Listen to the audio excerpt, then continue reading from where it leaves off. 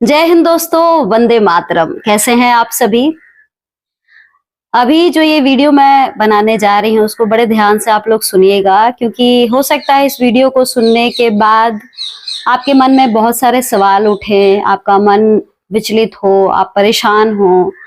लेकिन जब तक पूरे वीडियो को आप ध्यान से सुनेंगे नहीं, कोई बात समझ में नहीं आएगी। इसलिए प्लीज रिक्वेस्ट है, इतने दिन सुना है, आज एक बार फिर से सुनिए। सबसे पहले जो मैं खबर देने वाली हूँ, इस खबर से 3 लोगों को सबसे ज्यादा खुशी मिलने वाली है, जिसमें से सबसे पहले जो पाकिस्तान से भारत में इलीगली अब तक रह रही सीमा गुलाम हैदर, उसे। दूसरा डॉक्टर एपी सिंह, जो सीमा हैदर के वकील हैं। और तीसरा जिसका नाम लेने से उन्हें बड़ी मिर्ची लगती है, बहुत परेशान हो जाते हैं। इसीलिए आप समझ गए होंगे किसके बारे में मैं चर्चा कर रही हूँ। जी हाँ, मिर्ची सेठ। तो इन तीनों को बहुत ज्यादा खुशी मिलने वाली है, क्योंकि इस केस से मैं अब तौबा करने जा रही हूँ। इस केस से मैंने अब दूरी बनाने जा रही हूँ, क्योंकि इस केस में इतना दिन मैंने दिया, इतना परेशान हुई, ईमानदारी से। मेरा भगवान जानता है कि मैंने कितनी ईमानदारी से इस केस में अपना सब कुछ दिया। ये देश जितना आपका है उतना मेरा भी है, ठीक है? या यूं कहें, जितना मेरा है उतना आपका भी है। और पहले दिन से इस केस में मैं जुटी रही, बहुत प्रयास किए, गालियां खाई, न जाने कैसे कैसे मेरे पर आरोप लगे, बहुत सारी चीजें, थ्रेट मिले, मुझे धमकाया गया। मेरे चैनल को बंद कराने के लिए मिर्ची सेठ कोर्ट पहुंच जाते हैं। बहुत सारी ऐसी चीजें हुई, लेकिन मेरा मनोबल तब भी नहीं गिरा। मैं सोची कि नहीं, मैं लड़ूंगी और आखिरी तक लड़ूंगी, क्योंकि जब देश में सुरक्षा की बात होती है, हाँ, तो सुरक्षा एजेंसियों की जितनी जिम्मेदारी है, उतनी ही हम जैसे आम नागरिकों की भी जिम्मेदारी है। इसको ध्यान में रखते हुए मैंने कहा, कोई बात नहीं, आप मुझे धमका लीजिए, आप मुझे डरा लीजिए, आप मेरा चैनल बंद कर दीजिए, कुछ भी करिए, लेकिन मैं आवाज उठाती रहूंगी। लेकिन एक चीज ऐसी मेरे सामने आई, जिसके बाद मुझे लगा कि शायद मेरे कदम बेकार हैं, इसको आगे बढ़ाने से कोई फायदा नहीं है। और मैं आपसे भी कहती हूँ कि जितने लोग इस महिला को लेकर परेशान हैं, आप प्लीज अपना टाइम वेस्ट कर रहे हैं और कुछ नहीं कर रहे हैं। क्योंकि जब आपको जानकारी मिले कि इस केस में ये सारे लोग संगठित होकर काम कर रहे हैं, सिर्फ आपके और हमारे सामने ये शो किया जा रहा है कि हम विरोध में हैं, हम विरोध में हैं, लेकिन ये सारे लोग मिले हुए हैं और आज न कल इस चीज का खुलासा होगा ही होगा। अब आप सोचेंगे कि मेरे पास ऐसा क्या मिल गया। आपको पता है कि जब भी मुझे कुछ भी जानकारी मिलती है, मैं सबसे पहले आपके पास साझा करती हूँ। जब मैंने कहा था इंटरनेशनल सस्पेंडेड वकील, तो उसके पीछे भी मेरे हाथ में डॉक्यूमेंट्स थे। बिना डॉक्यूमेंट्स के मैं बात नहीं करती, ठीक है? अच्छा, क्योंकि मैंने उस डॉक्यूमेंट को पब्लिश नहीं किया, आप लोग भी बार बार कह रहे थे सबूत दिखा दो, सबूत दिखा दो। आप सोचिए कि मैं उस सबूत को अगर दिखा देती, एक जफर हुसैन का जो मैंने इंटरव्यू लिया, जिसमें उसने बहुत सारे खुलासे किए, उसको लेकर मिर्ची सेठ पहुंच गए कोर्ट, ठीक है? मेरे चैनल को बंद कराने में पूरी तरह से जुट गए हैं। मेरे पोस्ट के जो कमेंट्स हैं वो दिखना बंद हो गया है, बहुत सारी चीजें शुरू हो गई है। और आपको भी पता है कि एक टाइम पहले भी था जब सीमा हैदर ने मेरे चैनल को बंद कराया था वकील साहब के साथ मिलकर। लेकिन मुझे आश्चर्य हुआ कि इस बारी अब जो उसके खिलाफत में बोलने का या काम करने का जो इंसान दावा कर रहा है, वो आखिर मेरा चैनल क्यों बंद करवाना चाहता है। तो बहुत दिन तक आपने देखा होगा कि मैं जब ये सारी चीजें शुरू हुई दोबारा से, तो मैं थोड़ा सा इसके ऊपर गहन तौर पे, मतलब सीरियस नोट पे मैंने सोचा कि इतना ज्यादा इधर उधर बात करने से अच्छा है कि थोड़ा जानकारी जुटाऊं, पता करूं चल क्या रहा है। तो एक तो मैं आपको बता दूं कि जो भी, जैसे इन्होंने जो कोर्ट में डाला है कि इनकी प्राइवेसी को सामने जग जाहिर किया है। तो सबसे पहले तो ये जो खुलासा हुआ वो मेरी तरफ से तो हुआ नहीं, वो जो ऑडियो लीक हुई, जो इनकी ऑडियो थी जब ये गुलाम हैदर से बात कर रहे थे, तो वो ऑडियो मैंने तो चलाई नहीं थी, वो पाकिस्तान की तरफ से चला था। लेकिन उस पाकिस्तानी यूट्यूबर पर कोई एक्शन नहीं लिया गया, क्योंकि शुरुआत तो वहीं से हुई थी। मैं भी तो इतने दिन शांत ही बैठी हुई थी, और क्योंकि इस केस का ये बहुत बड़ा खुलासा था, हमें ऐसा लग रहा था कि वी आर चीटेड, हम लोगों को चीट किया गया है। तो पत्रकार बाद में, भारत की एक नागरिक और एक ऐसा केस जिसमें हम लोग शुरू से लगे हुए हैं, तो मेरा बोलना लाजमी था। हमने पुरानी चीजें उठाई और हमने बताया, क्योंकि ये कह रहे हैं कि तुम्हारा अचानक से तुम क्यों बोल पड़ी, तो बोल इसलिए पड़ी क्योंकि आरोप बहुत सारे लगाए थे मेरे ऊपर। मैं ना तो कोर्ट गई, ना मैंने कोई डेफेमेशन दायर किया। आप सोचिए कि मेरे ऊपर झूठा आरोप लगा, बावजूद मैं सब खून के घूंट पीकर रह गई। मैं ना कोर्ट गई, ना मैंने कुछ ऐसा किया। मैंने कहा चलो ठीक है, मैं शांत हो गई। लेकिन जब एक बार फिर से फाइल खुलती है, सब कुछ सामने आता है, और जो फाइल खोल रहा है उसके खिलाफ कोई एक्शन नहीं लिया जा रहा है। मेरे खिलाफ जा रहे हैं कोर्ट, मुझे पार्टी बनाई गई, मेरा नाम डला है उसमें, यूट्यूब गूगल के साथ मेरा नाम है। तो ठीक है, मैंने उसको भी एक्सेप्ट किया, और मैंने आपसे अपना बयान भी दिया कि मैं इसका जवाब दूंगी, क्योंकि भाई जब मेरे पास नोटिस आएगा तो मैं जाऊंगी। और मैंने इस चीज को एक तारीफ भी की कि ये एक प्रॉपर तरीका है। आप किसी को अगर कर रहे हैं इस तरीके से, आप सामने वाले को, अगर आपको लगता है कि आपके साथ कुछ गलत हुआ, तो आप कोर्ट गए, ठीक है। इन्होंने कोर्ट गए, और कोर्ट में जाकर जो भी दलीलें दी, यूट्यूब का मेरे पास आया कि आपने प्राइवेसी वायलेट की। अब यहां से जो कहानी शुरू होती है उसको ध्यान से सुनिएगा। मेरे पास 2 वीडियो का वो आया, रिपोर्ट जो आती है, मेरे पास 2 वीडियो की रिपोर्ट आई। एक वीडियो तो वो थी जिसमें जो सफर हुसैन का इंटरव्यू चल रहा है। मैंने कहा चलो ठीक है, लेकिन उसमें कुछ सेकंड्स के ही जो उसने चलाए थे, जो सोर्स था वो था पाकिस्तान का, जो भी भाई था, वो सोर्स था। उसका कुछ सेकंड्स के, मतलब 3-4 सेकंड्स के वो चले हैं, और बाकी में मेरा और जफर भाई का इंटरव्यू चल रहा है, जो सारी चीजें अपनी बता रहे हैं कि मेरे साथ ये हुआ वो हुआ, ठीक है। वो वीडियो थी, चलो मैंने कहा ठीक है, उनको ऐसा लग रहा है तो उन्होंने अपनी तरफ से किया। लेकिन दूसरी वीडियो जब मैंने देखी कि दूसरी जो वीडियो थी वो सीमा हैदर की से रिलेटेड वीडियो थी, जिसमें भारत के एक मौलवी साहब से मैं बात कर रही हूँ, और बात ये पूछ रही हूँ कि सीमा हैदर दावा कर रही है कि मैंने पाकिस्तान में ही तलाक ले लिया था। तो क्या जो शरीयत है उसके हिसाब से क्या ये मुमकिन है, इस तरीके से, जो भी मतलब जो इस्लाम के हिसाब से ये मुमकिन है? तो वो बता रहे हैं कि नहीं, ऐसा नहीं हो सकता है। वो सारी बातें अपनी रख रहे हैं। उस पर भी मुझे रिपोर्ट भेजी गई इनके द्वारा। तो ये मेरे लिए बड़ा ही आश्चर्य था कि भाई अपनी खबर तो समझ में आती है।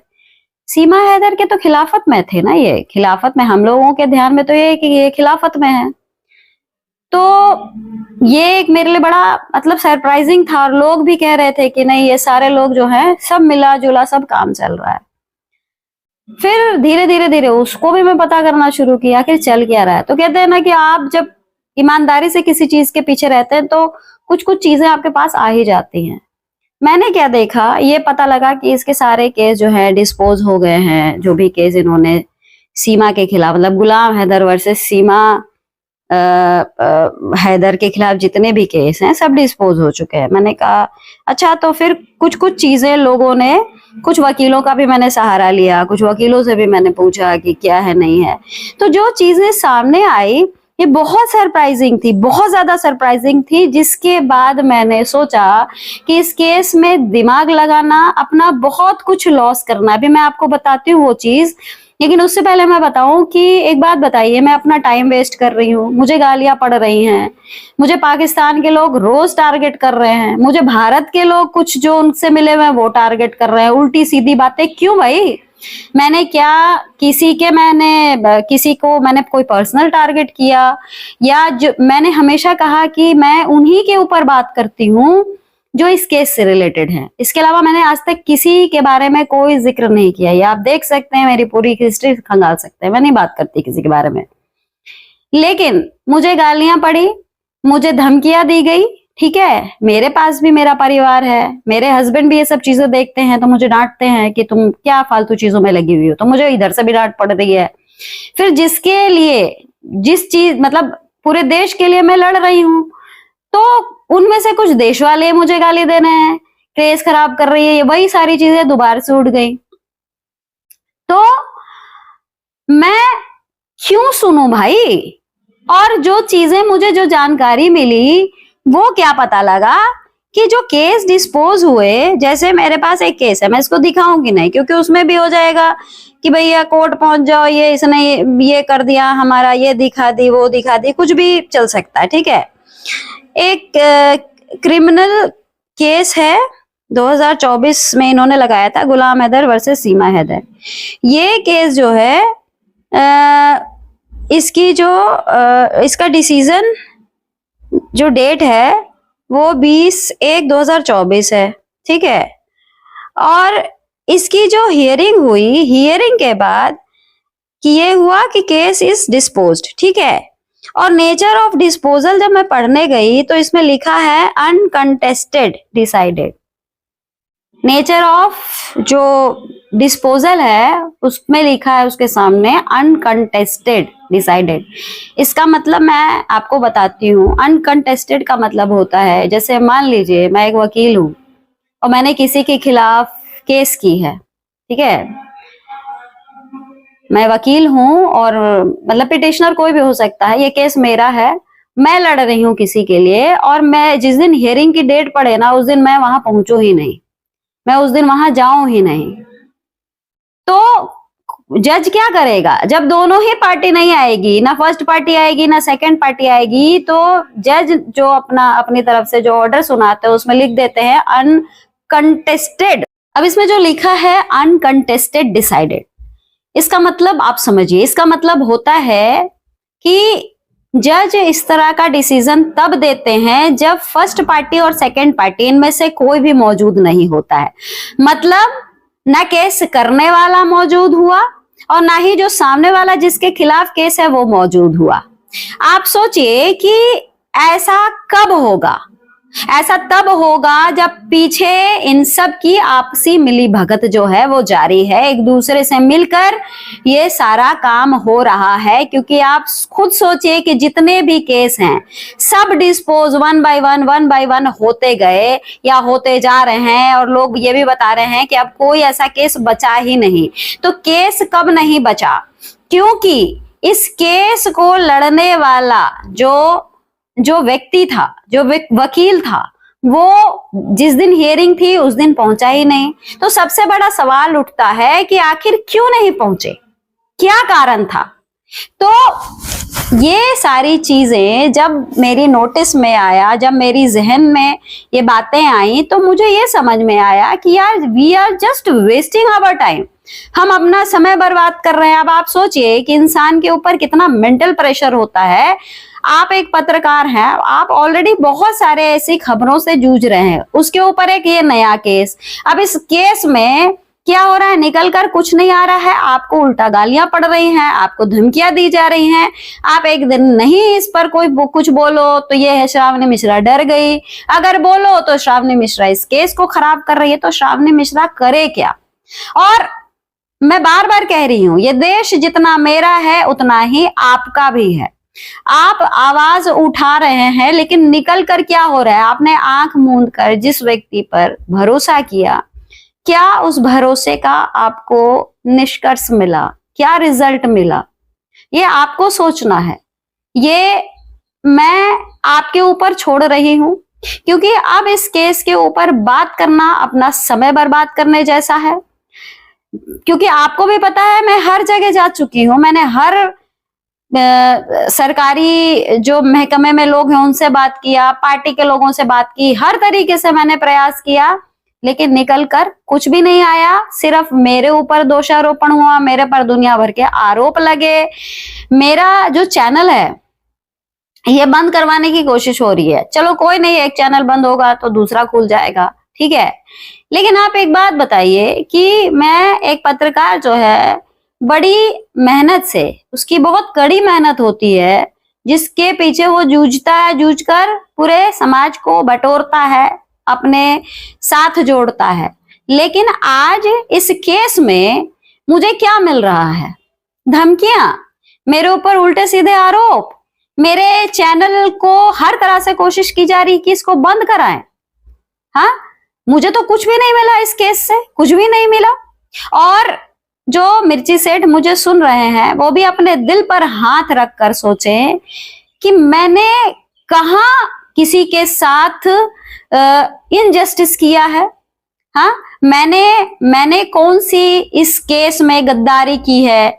मेरे ऊपर तमाम तरह के आरोप लगे, सबूत कुछ नहीं दिखाया किसी ने।